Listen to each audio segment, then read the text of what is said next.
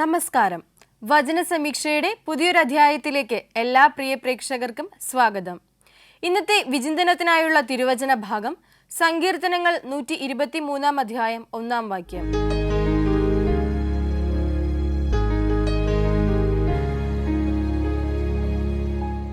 സ്വർഗത്തിൽ വസിക്കുന്നവനെ നിങ്കലേക്ക് ഞാൻ എൻ്റെ കണ്ണുകൾ ഉയർത്തുന്നു. ഭൂമിയിൽ നിന്നുള്ള ദൈവത്തിൻ്റെ പ്രിയപ്പെട്ട പുത്രന്മാരായ, അതായത് മനുഷ്യരുടെ സ്വർഗത്തോടുള്ള ഒരു പ്രാർത്ഥന എന്നോണമുള്ള ഒരു വചനഭാഗമാണിത്. സ്വർഗത്തിൽ വസിക്കുന്ന തമ്പുരാനെ, യഹോവയായ കർത്താവെ, ദൈവമേ, നിങ്കലേക്ക് ഞാൻ എൻ്റെ കണ്ണുകൾ ഉയർത്തുന്നു. പ്രിയമുള്ളവരെ, നമ്മളൊക്കെയും സ്വർഗത്തോട് പ്രാർത്ഥിക്കണമെന്നും സ്വർഗത്തിൻ്റെ ചോദ്യങ്ങൾക്ക് മുന്നിൽ ഉത്തരം നൽകണമെന്നും ഈ വചനം നമ്മളോട് പറയാതെ പറയുന്നുണ്ട്. അങ്ങനെയെങ്കിൽ നമ്മുടെ ജീവിതത്തിലെ ഓരോ ഘട്ടങ്ങളിലും നാം ജീവിതത്തിൽ തളരുമ്പോഴും അല്ലെങ്കിൽ നമ്മുടെ ഹൃദയം വേദനിക്കുമ്പോഴും എപ്പോഴൊക്കെയും നാം ദൈവത്തെ ആഗ്രഹിക്കുന്നുവോ അപ്പോഴൊക്കെയും സ്വർഗത്തിലേക്ക് തിരിയുവാൻ, നമ്മുടെ കണ്ണുകൾ ഉയർത്തുവാൻ, യാചനയോടെ ഹൃദയങ്ങളെ ഉയർത്തുവാൻ നമുക്ക് സാധിക്കണം. സ്വർഗത്തിലായിരിക്കുന്ന, സ്വർഗീയ സിംഹാസനത്തിലായിരിക്കുന്ന രാജാവായ ദൈവത്തിന് സ്തുതി പാടുവാൻ നമ്മുടെ കണ്ണുകളോളം, നിറയുന്ന കണ്ണുനീർ തുള്ളികളോളം വലുതായി മറ്റൊന്നും തന്നെയില്ല. അങ്ങനെയെങ്കിൽ കണ്ണുനീരാകുന്ന വികാരങ്ങളെ ചേർത്ത് പിടിച്ചുകൊണ്ട് സ്വർഗത്തിങ്കിലേക്ക് തിരിയുവാനുള്ള കൃപ നമുക്ക് ലഭിക്കട്ടെ എന്ന് നമുക്ക് ആത്മാർത്ഥമായി പ്രാർത്ഥിക്കാം. വചന സമീക്ഷയുടെ ഈ അധ്യായത്തിലേക്ക് എല്ലാ പ്രേക്ഷകരെയും ഒരിക്കൽ കൂടി സ്വാഗതം ചെയ്യുന്നു. അപ്പനോടും അമ്മയോടുമൊപ്പം സന്തോഷത്തോടെ ജീവിച്ചു വന്നിരുന്ന ഒരു കൊച്ചുബാലൻ. അവൻ്റെ പേര് ജോണി. സ്നേഹത്തോടെ വീട്ടിലും നാട്ടിലുമുള്ളവർ അവനെ കൊച്ചു ജോണി എന്ന് വിളിച്ചു പോന്നു. അവനാകട്ടെ എല്ലാ കാര്യങ്ങളിലും ക്ഷമയുള്ളവനും അതോടൊപ്പം എല്ലാ കാര്യങ്ങളെയും ലഘൂകരിച്ച് ചിന്തിക്കുന്ന ഒരു കുട്ടിയും കൂടിയായിരുന്നു. എന്നാൽ അതിന് വിപരീതമായി അവൻ്റെ അമ്മയാകട്ടെ ക്ഷിപ്രകോപി, അതായത് ചെറിയ കാര്യങ്ങൾക്ക് പോലും അമിതമായി ദേഷ്യപ്പെടുന്ന ഒരു അമ്മ. അങ്ങനെ ഇരിക്കെ ഒരു ദിവസം നമ്മുടെ കൊച്ചു ജോണിക്ക് പനി പിടിക്കുകയാണ്. ഒരു രാത്രിയിൽ അവൻ തളർന്ന അവശനായി കട്ടിലിൽ ഉറങ്ങുന്ന സമയത്ത് അർദ്ധരാത്രിയിൽ എഴുന്നേറ്റ് ഇങ്ങനെ അമ്മയോട് വിളിച്ചു പറയുന്നുണ്ട്, അമ്മച്ചി, എനിക്ക് അല്പം വെള്ളം എടുത്തു തരാവോ? എന്നാൽ ഉറക്കത്തിൽ ഉള്ള ശല്യം എന്നോണം ആ അമ്മ തിരിച്ച് ഇവനോട് പറയുന്നുണ്ട്, അടങ്ങിക്കിടക്കടാ, ഇതെന്ത് ശല്യവാ എന്ന് ചോദിക്കുന്നുണ്ട്. അപ്പോൾ കുറച്ചു നേരത്തേക്ക് ഇവന്റെ മറുപടി ഒന്നും ഉണ്ടാകുന്നില്ല. ഇവൻ ക്ഷീണിച്ച അവശനായി വീണ്ടും കിടന്നുറങ്ങുകയാണ്. എങ്കിലും ഒരവസരത്തിനായി അവൻ കാത്തിരുന്നു. അവൻ എഴുന്നേറ്റ് വെള്ളം കുടിക്കുകയോ അല്ലെങ്കിൽ മറ്റാരെങ്കിലും വിളിക്കുകയോ ചെയ്തില്ല. പകരം വീണ്ടും അമ്മച്ചിയെ തന്നെ വിളിക്കാൻ തീരുമാനിക്കുകയാണ്. അത്രയും അവശനായിരുന്നിട്ടും അല്ലെങ്കിൽ മകൻ്റെ ഒരു അവസ്ഥ ഉണ്ടായിരുന്നിട്ട് കൂടി ആ അമ്മയുടെ ക്ഷിപ്രകോപം അല്ലെങ്കിൽ പെട്ടെന്നുള്ള മുൻകോപം എങ്ങനെയായിരിക്കും മുന്നോട്ട് ആ ഒരു രാത്രിയിൽ അവനെ സ്വാധീനിക്കുക, അല്ലെങ്കിൽ എത്രത്തോളം ആയിരിക്കും ആ ഒരു സാഹചര്യത്തെ നേരിടുക എന്നുള്ള വിശേഷത്തിലേക്ക് നമുക്ക് മടങ്ങി വരാം. അതിനു മുൻപായി നമ്മുടെ ഇന്നത്തെ ആദ്യത്തെ കോളറിലേക്ക് നമുക്ക് പോകാം. നമസ്കാരം, വചന സമീക്ഷയിലേക്ക് സ്വാഗതം. ആരാണ്? കോട്ടയത്ത് നിന്ന് സാറാമ്മ ആന്റി അല്ലേ? ഓക്കെ ആന്റി, സുഖമായിട്ടിരിക്കുന്നോ? നല്ല സുഖമില്ല, എന്നാല് എത്ര മേലെങ്കിലും നിങ്ങളുടെ ശബ്ദം കേൾക്കുമ്പോ ഒരു റെമഡി, അതൊരു മെഡിസിനാ മോനെ. എനിക്കതൊരു മെഡിസിനാ. Thank you. എവിടെ നിൽക്കും, ഒരു എനർജി വരും അല്ലേ? എനർജി. ആന്റിയുടെ വീട്ടിൽ ആരൊക്കെയുണ്ട്? ഇപ്പൊ ആരുമില്ല മോനെ. കൊച്ചുമോളുണ്ടായിരുന്നു, അവള് കോളേജിൽ പോയി, മോൻ പോയി, പിന്നെ ഞാൻ മാത്രമേ ഉള്ളൂ. അപ്പൊ സന്തോഷമായിട്ട് ഇരിക്കാൻ പറ്റട്ടെ എന്ന് പ്രാർത്ഥിക്കുന്നു. തീർച്ചയായിട്ടും. അപ്പൊ ആന്റി അറിയാലോ, നമുക്ക് 4 ചോദ്യങ്ങളായിരിക്കും ഉണ്ടാവുക. അപ്പൊ അതിൽ നമുക്ക് ആദ്യത്തെ ചോദ്യത്തിലേക്ക് പോയാലോ? അപ്പം സാറാമ്മ ആന്റിക്ക് വേണ്ടിയിട്ടുള്ള ഒന്നാമത്തെ ചോദ്യം ഇതാണ്: അരാമ്യയിലെയും ഇസ്രായേലിലെയും രാജാക്കന്മാർ ആരെല്ലാമായിരുന്നു? അരാമ്യയിലെയും ഇസ്രായേലിലെയും അതെ, രാജാക്കന്മാർ ആരെല്ലാമായിരുന്നു? ഇസ്രായേൽ രാജാവായ പേക്കസും രസീനും. അരാമ്യ രാജാവായ രസീനും. ശരി ഉത്തരം. കൺഗ്രാറ്റുലേഷൻസ്. അതിന്റെ ശരി ഉത്തരം ഇങ്ങനെയാണ്: അരാമ്യ രാജാവായ രസീനും ഇസ്രായേൽ രാജാവ് ആരാണ്? പേക്കഹ്. ഓക്കെ.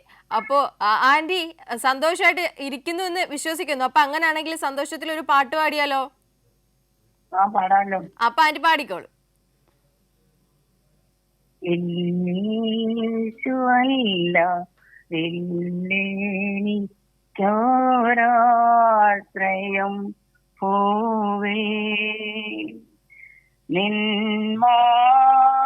നിന്മാർവിലല്ല ഇല്ലെനിക്കു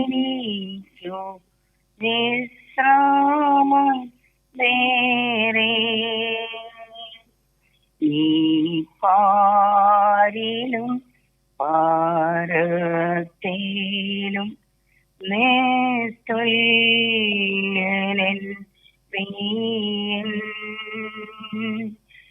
എന്റെ രക്ഷക എന്റെ സ്വാമി നീയല്ലാതില്ലാരും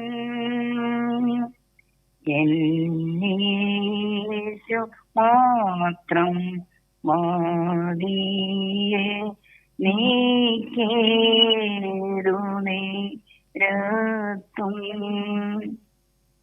മോനെ ആന്റി നന്നായിട്ട് പാടി കേട്ടോ. ആ അപ്പൊ കയ്യിലോട്ട് വന്നത് അങ്ങ് പാടി ഹൃദയത്തിൽ വന്നത്. പെട്ടെന്ന് തോന്നിയൊരു പാട്ട് അങ്ങ് പാടിയല്ലേ, മനസ്സിൽ വന്ന പാട്ട്. തോന്നിയത് പാടി. പ്രിപ്പറേഷൻ ഒന്നും ഇല്ല. ദൈവം തന്ന പക്ഷെ നന്നായിട്ട് പാടി, സന്തോഷം കേൾക്കുമ്പോ തന്നെ. Thank you.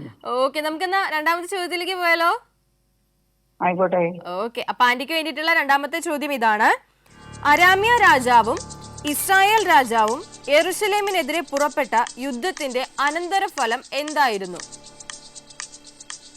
അരാമ്യ രാജാവും ഇസ്രായേൽ രാജാവും യെരുശലേമിനെതിരെ പുറപ്പെട്ട യുദ്ധത്തിന്റെ അനന്തരഫലം, യുദ്ധത്തിന് ശേഷമുള്ള ഫലം എന്തായിരുന്നു? യുദ്ധത്തിന് എനിക്ക് ക്വസ്റ്റ്യൻ അങ്ങോട്ട് ക്ലിയർ ആയില്ല. മനോന്നോടൊന്ന് പറയുവോ? വായിക്കാം ആന്റി. അരാമ്യ രാജാവും ഇസ്രായേൽ രാജാവും യെരുശലേമിനെതിരെ പുറപ്പെട്ട യുദ്ധത്തിന്റെ അനന്തരഫലം എന്തായിരുന്നു?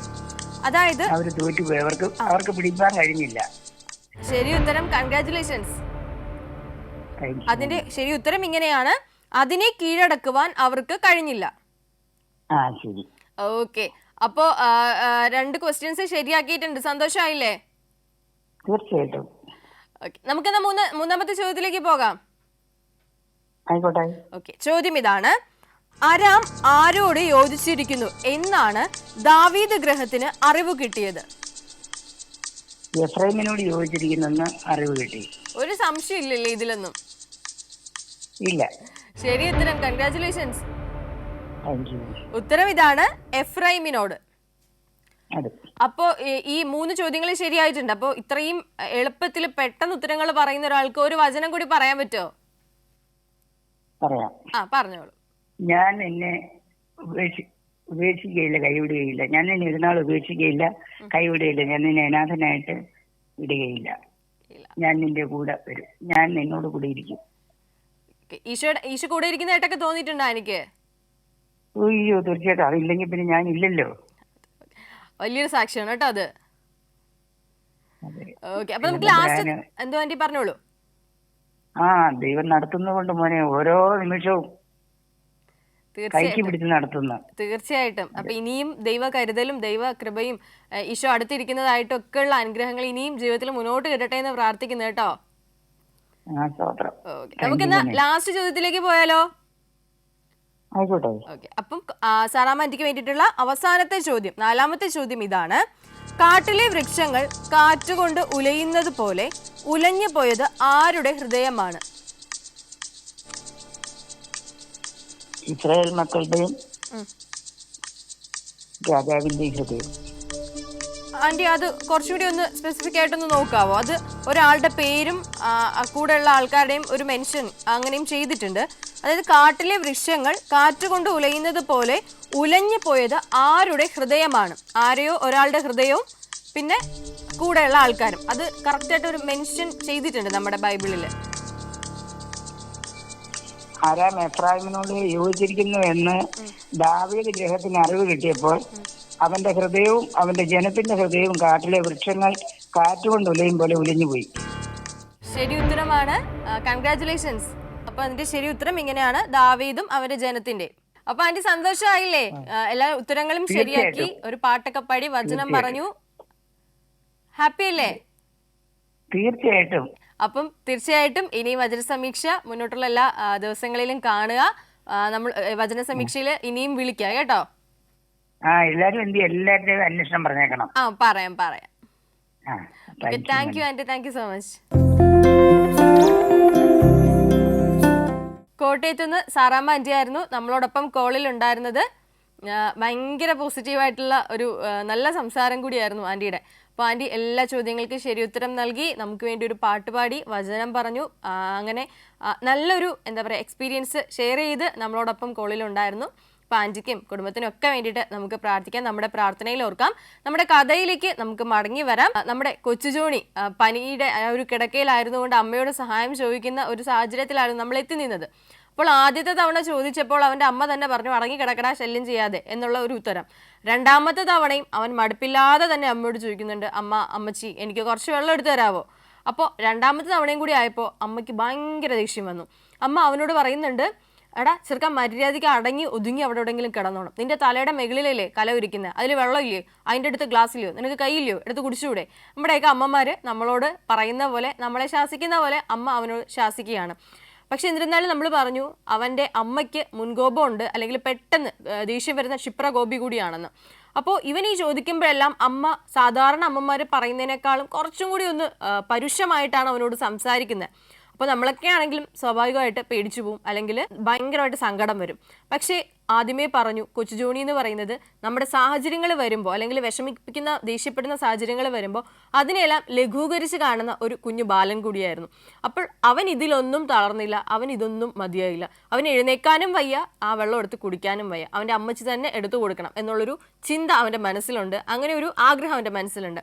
അപ്പോൾ അവൻ വീണ്ടും എന്ത് ചെയ്യാണ്, കിടന്നുറങ്ങുകയാണ്. വീണ്ടും കുറച്ച് കഴിയുമ്പോൾ അമ്മയെ വിളിക്കുന്നുണ്ട്, വീണ്ടും വെള്ളത്തിന് വേണ്ടിയിട്ട്. അപ്പോൾ അമ്മ എന്തായിരിക്കും പറഞ്ഞത്, അല്ലെങ്കിൽ എങ്ങനെയായിരിക്കും അമ്മയും മകനും തമ്മിലുള്ള സംസാരം എന്നുള്ള വിശേഷത്തിലേക്ക്, കഥയിലേക്ക് നമുക്ക് മടങ്ങി വരാം. അതിനു മുൻപായി നമ്മുടെ ഇന്നത്തെ രണ്ടാമത്തെ കോളറിലേക്ക് നമുക്ക് പോകാം. നമസ്കാരം, വചന സമീക്ഷയിലേക്ക് സ്വാഗതം. ആരാണ്? ലീലാമ്മ തോമസ്. ലീലാമ്മ ആൻറ്റി എവിടെ നിന്ന് വിളിക്കുന്നു? ഞാൻ ചെങ്ങന്നൂര്. എവിടുന്ന ആൻറ്റി? ചെങ്ങന്നൂര്. ഓക്കെ ആൻറ്റി, വീട്ടിൽ ആരൊക്കെ ഉണ്ട്? വീട്ടിൽ ഞാനും എന്റെ ഹസ്ബൻഡും ഒരു ജോലിക്കാരി. സന്തോഷമായിട്ടിരിക്കുന്നു എല്ലാരും? ഹസ്ബൻഡ് വീണ് കാലൊടിഞ്ഞ്, ആണോ? ഒടിഞ്ഞ് ഇടയ്ക്ക് ഓപ്പറേഷൻ കഴിഞ്ഞിടയ്ക്ക്. ഓക്കെ, അപ്പോ അത് അങ്കിളിനെ ശുശ്രൂഷിക്കുന്ന ഇതിലൊക്കെ ആയിരിക്കും അല്ലേ? എപ്പോഴും നോക്കാനും ഒക്കെ വേണം. അങ്കിളിന് പെട്ടെന്ന് സൗഖ്യം കിട്ടട്ടെ എന്ന് പ്രാർത്ഥിക്കുന്നു കേട്ടോ, ഞങ്ങളും പ്രാർത്ഥിച്ചോളാം. ആന്റി, അവിടെ മഴയൊക്കെ ഉണ്ടോ? മഴ. ഓക്കെ ഓക്കെ, അപ്പൊ എന്തായാലും ആന്റി അറിയാലോ, നമുക്ക് 4 ക്വസ്റ്റ്യൻസ് ആയിരിക്കും ഉണ്ടാവുക. അപ്പൊ അതിൽ നമുക്ക് എന്തായാലും ആദ്യത്തെ ചോദ്യത്തിലേക്ക് പോലെ, എന്നിട്ട് നമുക്ക് വിശേഷങ്ങളിലേക്ക് വരാം. അപ്പൊ ആന്റിക്ക് വേണ്ടിയിട്ടുള്ള ഒന്നാമത്തെ ചോദ്യം ഇതാണ്: ആഹാസിനെ എതിരേൽക്കുവാൻ ചെല്ലുവാൻ യഹോവ ആരോടാണ് പറഞ്ഞത്? വേറൊരാളോടും കൂടി പറഞ്ഞു. ഇപ്പൊ ശരി ഉത്തരം, കൺഗ്രാറ്റുലേഷൻസ്. ഉത്തരം ഇതാണ്, യെശയ്യാവും അവന്റെ മകനായ ഷെയാർ യാശുബും. അപ്പൊ നമുക്ക് രണ്ടാമത്തെ ചോദ്യത്തിലേക്ക് പോയാലോ? ചോദ്യം ഇതാണ്: യെശയ്യാവും മകനും ആഹാസിനെ എതിരേൽക്കുവാൻ എവിടെ ചെല്ലുവാനാണ് യഹോവ അരുളി ചെയ്തത്? അലക്കുകാരന്റെ വയല് പെരുവഴിക്കുള്ള മേലേക്കളത്തിൽ നീർപ്പാടുകളുടെ അറ്റത്ത്. ശരി ഉത്തരം, കൺഗ്രാറ്റുലേഷൻസ്. ഉത്തരം ഇതാണ്, അലക്കുകാരന്റെ വയലിലെ പെരുവഴിയിൽ മുകളിലത്തെ കുളത്തിന്റെ നീർച്ചാലിന്റെ അറ്റത്ത്. അത് ഇച്ചിരി വലിയൊരു എന്താ പറയാ ലെങ്തി ആയിട്ടുള്ള ആൻസർ ആയിരുന്നു അല്ലേ? പക്ഷെ എന്നിട്ട് ശരിയാക്കിയല്ലോ ആന്റി. അപ്പൊ ആന്റി, നമ്മുടെ പ്രേക്ഷകർക്ക് വേണ്ടിട്ട് ഇന്ന് എന്താ ആന്റി, വചനം പറയുവാണോ, പാട്ട് പാടോ, എന്താ ചെയ്യുന്നേ? വചനം പറയാ. ഓക്കെ, വചനം പറഞ്ഞോളൂ.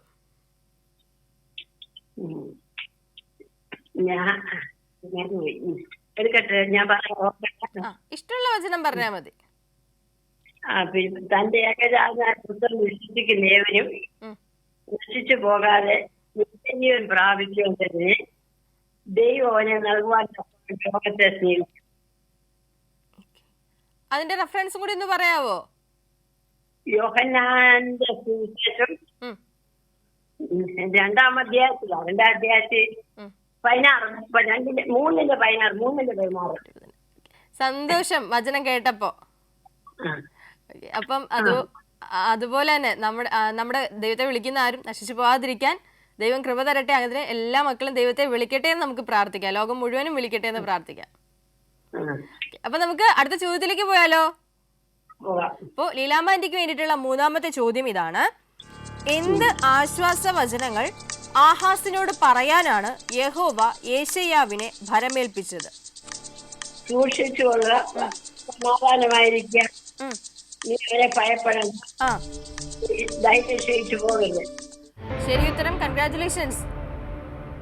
അതിന്റെ ഉത്തരം ഇതാണ്. ആന്റി, നമ്മുടെ ബൈബിൾ മാറുമ്പോൾ വേർഡിങ്സിൽ കുറച്ച് മാറ്റങ്ങൾ വരും. ഇവിടുത്തെ ബൈബിൾ പ്രകാരമുള്ള ഉത്തരം ഇതാണ്: ജാഗ്രതയോടെ ഇരിക്കുക, ശാന്തമായിരിക്കുക, പുകയുന്ന ഈ 2 വിറകുകൊള്ളി നിമിത്തം നീ ഭയപ്പെടരുത്, നിന്റെ ഹൃദയം തളരുകയും അരുത്. ഓക്കെ, പക്ഷെ ആന്റി പറഞ്ഞ ഉത്തരം ശരിയാണ് കേട്ടോ. ഓക്കെ, അപ്പൊ നമുക്ക് 3 ചോദ്യങ്ങൾ ശരിയായിട്ടുണ്ട്. ഇനി ലാസ്റ്റത്തെ ചോദ്യം കൂടിയേ ഉള്ളൂ, അതും കൂടി ചോദിക്കട്ടെ? ലാസ്റ്റത്തെ ചോദ്യം, 4ാമത്തെ ചോദ്യം ഇതാണ്: അരാമും എഫ്രായിമും രമല്യാവിന്റെ മകനും ആഹാസിനെതിരായി ദുരാലോചന നടത്തിക്കൊണ്ട് പറഞ്ഞത് എന്താണ്? മകനെ അവിടെ രാജാവായി വാഴിക്കണമെന്ന്. അതുണ്ട്. അതിന് മുന്നേ ഒന്നും കൂടി ഉണ്ട്, ചെറിയൊരു കാര്യം കൂടി പറഞ്ഞിട്ടുണ്ട്. യഹൂദയുടെ നേരെ വിഷമിച്ച് മതിലിച്ച് ഇടിച്ചു കളകാം, സവായന്റെ മകനെ അവിടെ രാജാവ് വാഴിക്കണം. ശരി ഉത്തരം. ഇപ്പൊ ശരി ഉത്തരമായി. കൺഗ്രാറ്റുലേഷൻസ്. ഉത്തരം ഇതാണ്: നാം യഹൂദക്കെതിരെ ചെന്ന് അതിനെ ഭയപ്പെടുത്തുക, താബേലിന്റെ മകനെ അവിടെ രാജാവായി വാഴിക്കണം. അപ്പൊ 4 ചോദ്യങ്ങളും ശരി ഉത്തരം പറഞ്ഞു. സന്തോഷമായോ? സന്തോഷമായി. അറിയാം അങ്കിളിന്റെ ആ ഒരു ആരോഗ്യസ്ഥിതിയും. അപ്പൊ അതിന്റെ തിരക്കിലൊക്കെ ആണെങ്കിലും നമ്മുടെ വചന സമീക്ഷയിലേക്ക് വിളിക്കാനും ഈ ചോദ്യങ്ങൾക്ക് ഉത്തരം നൽകുവാനും വചനം പറഞ്ഞ് വലിയൊരു സാക്ഷ്യം നൽകാനും ഒക്കെ കാണിച്ച മനസ്സിന് ഒരുപാട് നന്ദി കേട്ടോ. ഓക്കെ, അപ്പൊ ഇനിയും വിളിക്കാം കേട്ടോ. Thank you. Okay, thank U. അപ്പോൾ ലീലാമ്മ ആന്റി ആയിരുന്നു നമ്മളോടൊപ്പം ഉണ്ടായിരുന്നത്. ആന്റി സൂചിപ്പിച്ചതുപോലെ അങ്കിളിനും ആന്റിക്കൊക്കെ വേണ്ടിയിട്ട് നമുക്ക് പ്രാർത്ഥിക്കാം. അങ്കിളിന് എത്രയും പെട്ടെന്ന് ആ ഒരു രോഗാവസ്ഥയിൽ നിന്നും എഴുന്നേക്കാനൊക്കെ സാധിക്കട്ടെ എന്ന് പ്രാർത്ഥിക്കുന്നു. നമുക്ക് നമ്മുടെ കഥയിലേക്ക് മടങ്ങി വരാം. അപ്പോൾ 1ഉം 2ഉം തവണ ഈ ജോണിക്കുട്ടി അല്ലെങ്കിൽ നമ്മുടെ കൊച്ചു ജോണി അമ്മയെ വിളിക്കുന്നുണ്ട്. അമ്മ അതിന് മറുപടിയും പറയുന്നുണ്ട്. 3ാമത്തെ തവണ വീണ്ടും പറയുന്നുണ്ട്: അമ്മച്ചി ഒന്ന് എനിക്ക് എണീറ്റ് ആ വെള്ളം ഒന്ന് എടുത്ത് തരാമോ? അപ്പോൾ സർവ്വ ദേഷ്യവും ഉണ്ടായിരുന്ന എല്ലാ ദേഷ്യവും കൂടി അടക്കിയിട്ട് അമ്മച്ചി പറയുന്നുണ്ട്: എടാ ചെറുക്ക, ഞാനിനി എഴുന്നേറ്റ് അങ്ങോട്ട് വന്നാൽ നിന്നെ ഞാൻ നല്ലതുപോലെ അടിക്കും, നിന്റെ തുടയിൽ ഞാൻ അടിച്ചു പൊട്ടിക്കും, നീ മര്യാദയ്ക്ക് വേണമെങ്കിൽ വെള്ളം എടുത്ത് കുടിക്കുക, ഇല്ലാന്നുണ്ടെങ്കിൽ മിണ്ടാണ്ട് കിടന്ന് ഉറങ്ങുക, ഞാൻ അങ്ങോട്ട് എണീറ്റ് വരികയാണെങ്കിൽ എൻ്റെ കൈ കൊണ്ട് നല്ല ചൂടോടെ ഞാൻ അടി തരും എന്ന് പറയുകയാണ്. നമ്മുടെയൊക്കെ അമ്മമാർ ശാസിക്കുന്ന പോലെ. അപ്പോൾ ഈ മിടുക്കനായിട്ടുള്ള അല്ലെങ്കിൽ ഈ നമ്മൾ പറഞ്ഞല്ലോ ബുദ്ധിമാനായിട്ടുള്ള എല്ലാ കാര്യങ്ങളെയും ഭയങ്കര ഹാസ്യമായിട്ട് എടുക്കുന്ന ഈ കൊച്ചുജോണി വിളിച്ച് പറയാണ്: അമ്മച്ചി അങ്ങനെയാണെങ്കിൽ എന്നെ തല്ലിക്കോ, ഓടി വന്ന് എന്നെ തല്ലിക്കോ, തല്ലാൻ വരുമ്പോൾ എനിക്ക് എൻ്റെ തലയുടെ മുകളിലിരിക്കുന്ന ആ വെള്ളത്തിൽ നിന്ന് കുറച്ച് ഗ്ലാസ്സിലെടുത്ത് തന്നാൽ മതി, അമ്മച്ചി തല്ലാനെങ്കിലും എന്നെ ഇങ്ങോട്ട് വരുമല്ലോ, അപ്പം എനിക്കെടുത്ത് തന്നാൽ മതി എന്നുള്ളത് ജോണി പറയുകയാണ്. അപ്പോൾ ഇത് കേട്ടിട്ട് ശരിക്കും പറഞ്ഞ ആ ദേഷ്യക്കാരിയായിട്ടുള്ള അമ്മ പോലും ചിരിച്ചു പോവുകയാണ്. അമ്മ പോലും ആ ഒരു സിറ്റുവേഷനിൽ അല്ലെങ്കിൽ ആ ഒരു സാഹചര്യത്തിൽ മോൻ്റെ ഉത്തരം കേട്ടിട്ട് ചിരിക്കുകയാണ്. അതായത് എനിക്ക് 2 തല്ല് കിട്ടിയാലും സാരമില്ല, എനിക്ക് അമ്മ ഇവിടെ വരുമ്പോൾ എടുത്ത് തന്നാൽ മതി എന്നുള്ളത്. അപ്പോൾ ഈ ഒരു കഥയിൽ നമ്മുടെ ജീവിത സാഹചര്യമായിട്ട് ഒരുപാട് ബന്ധമുണ്ടെങ്കിലും ഇതിൽ വലിയൊരു സന്ദേശം കൂടി ഒളിഞ്ഞിരിപ്പുണ്ട്. അത് വിശുദ്ധ ഗ്രന്ഥവുമായിട്ട് ചേർത്ത് വായിക്കുമ്പോൾ എങ്ങനെയാണ് ആ ഒരു സന്ദേശം നമ്മുടെ ജീവിതത്തിൽ നമുക്ക് പ്രാപ്തമാക്കാൻ അല്ലെങ്കിൽ പ്രാപ്യമാക്കുവാൻ സാധിക്കുക എന്നുള്ള ആ ഒരു സിറ്റുവേഷൻ അല്ലെങ്കിൽ ആ ഒരു സാഹചര്യത്തിലേക്ക്, കഥയിലേക്ക് നമുക്ക് മടങ്ങി വരാം. അതിൻ്റെ സന്ദേശത്തിലേക്ക് നമുക്ക് മടങ്ങി വരാം. വിശുദ്ധ ഗ്രന്ഥത്തിലേക്ക് നമുക്ക് മടങ്ങി വരാം. അതിനു മുൻപായി നമ്മുടെ ഇന്നത്തെ അവസാനത്തെ കോളറിലേക്ക് കൂടി നമുക്കൊന്ന് പോയി വരാം. നമസ്കാരം, വചന സമീക്ഷയിലേക്ക് സ്വാഗതം. ആരാണ്? ഞാൻ അങ്കമാലിയിൽ നിന്ന് അന്നാമ്മ ബേബി. എന്തോ കാലാവസ്ഥ ഇവിടെ കുഴപ്പമില്ല. ഇടയ്ക്കിടയ്ക്ക് മഴ, ഇടയ്ക്കിടയ്ക്ക് വെയില്. അതെ, കുഴപ്പമില്ല, നമുക്ക് സഹിക്കാവുന്നുള്ളൂ. അതെ, മഴ പെയ്യാനും പെയ്യാതിരിക്കാനും സാധ്യതയുണ്ട്, അങ്ങനത്തെ ഒരു കണ്ടീഷന്. ഓക്കെ. ആന്റിയുടെ വീട്ടിൽ ആരൊക്കെയുണ്ട്? എന്റെ വീട്ടില് ഞാനും എന്റെ ഭർത്താവും മാത്രമേ ഇപ്പൊ നിലവിലുള്ളൂ. മക്കള് 2 പുറത്താ. അപ്പോ സന്തോഷമായിട്ടിരിക്കുന്നു എന്ന് വിശ്വസിക്കുന്നു അങ്കിളും ആന്റിയൊക്കെ. ദൈവകൃപയാൽ സന്തോഷമായിരിക്കുന്നു. അത് കേൾക്കുമ്പോ ഞങ്ങൾക്ക് സന്തോഷം. അപ്പോ എന്തായാലും നമുക്ക് നമ്മുടെ ചോദ്യത്തിലേക്ക് കയറിയാലോ? കയറാലോ. അപ്പൊ ആന്റിക്ക് വേണ്ടിയിട്ടുള്ള, അന്നമ്മ ആന്റിക്ക് വേണ്ടിയിട്ടുള്ള 1ാമത്തെ ചോദ്യം ഇതാണ്: വെട്ടിയിട്ടാൽ അവയുടെ കുറ്റി ശേഷിക്കുന്നത് ഏതൊക്കെ മരങ്ങളുടേതാണ്?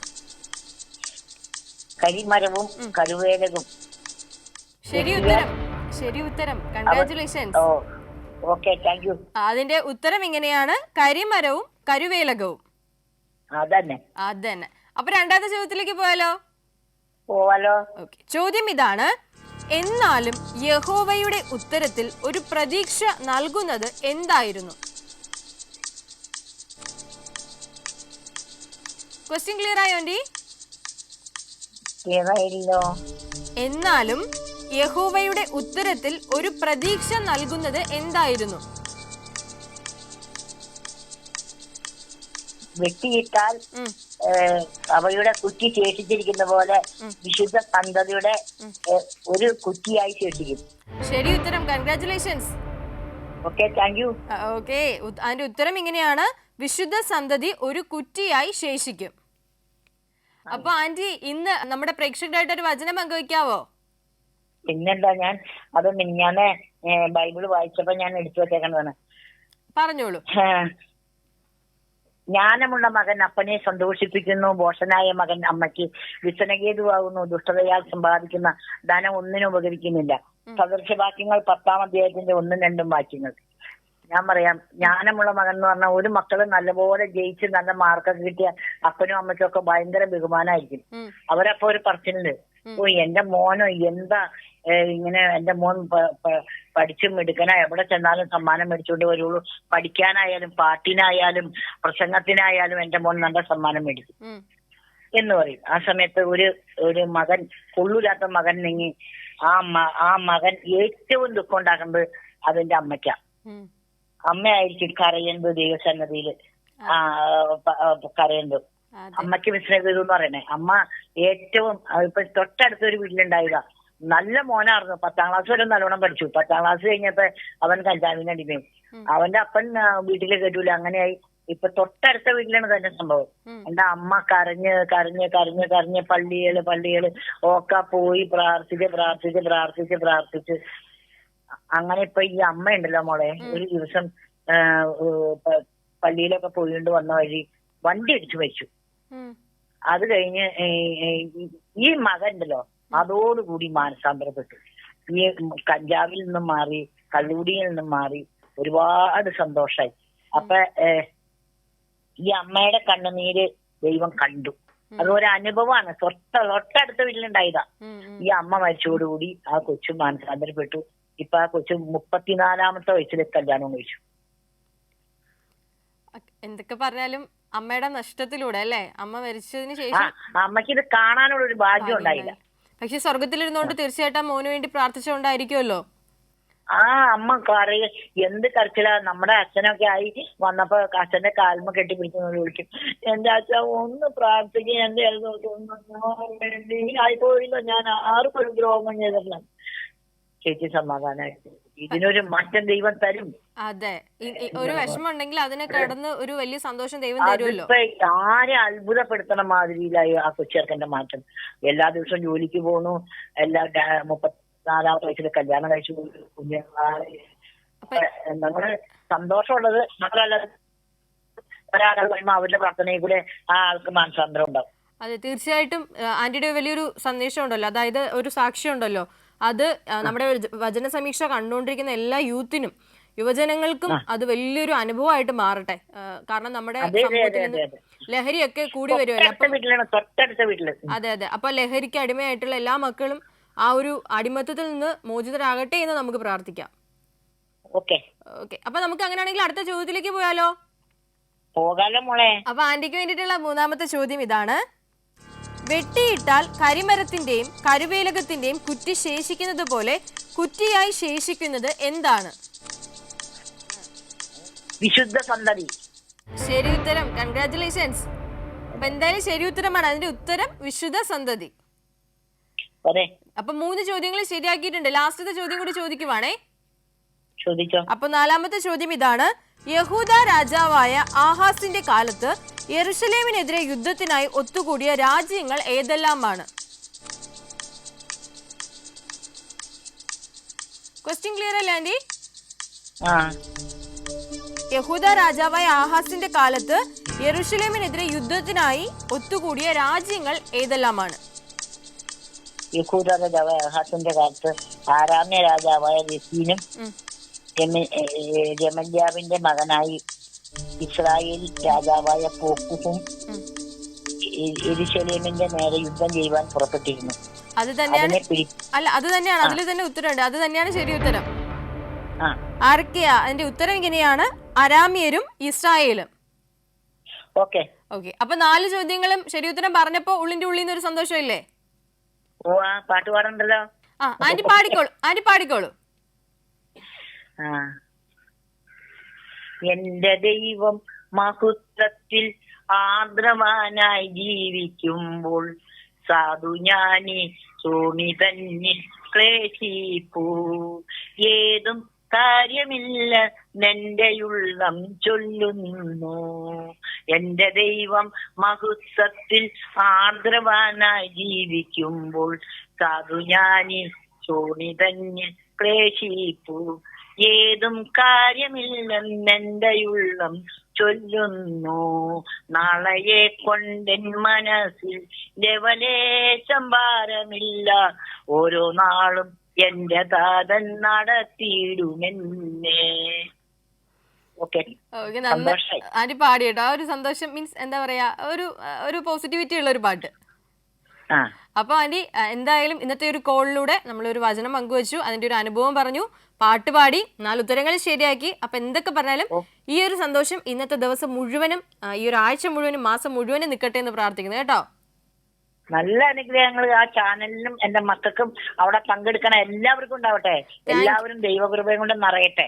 Thank you aunty, thank you so much. ഇനിയും വിളിക്കാം കേട്ടോ. Okay, thank you aunty. Annamma aunty ആയിരുന്നു നമ്മളോടൊപ്പം കോളിൽ ഉണ്ടായിരുന്നത്. ആന്റിക്കും ആന്റിയുടെ കുടുംബത്തിനും ഒക്കെ വേണ്ടിയിട്ട് നമുക്ക് പ്രാർത്ഥിക്കാം. ഒപ്പം ആന്റിയുടെ ഒരു സംഭാഷണത്തിൽ നിന്നും നമ്മൾ പറഞ്ഞതുപോലെ നമ്മുടെ ലഹരിക്ക് അടിമയായിട്ടുള്ള എല്ലാ മക്കളെയും ദൈവത്തിലേക്ക് സമർപ്പിച്ച് ആ ഒരു വിടുതലിന് വേണ്ടിയിട്ട് കൂടി നമ്മുടെ പ്രാർത്ഥനയിൽ നമുക്ക് ഓർക്കാം. നമ്മുടെ കഥയുടെ ഒരു സന്ദേശത്തിലേക്ക്, അന്ത്യത്തിലേക്ക് കൂടി നമുക്ക് മടങ്ങി വരാം. നമ്മൾ പറഞ്ഞു ആ കൊച്ചു ജോണി എന്ന് പറയുന്ന കുഞ്ഞ് അമ്മയോട് പലതവണ ചോദിച്ച ഒരു കാര്യത്തെപ്പറ്റി.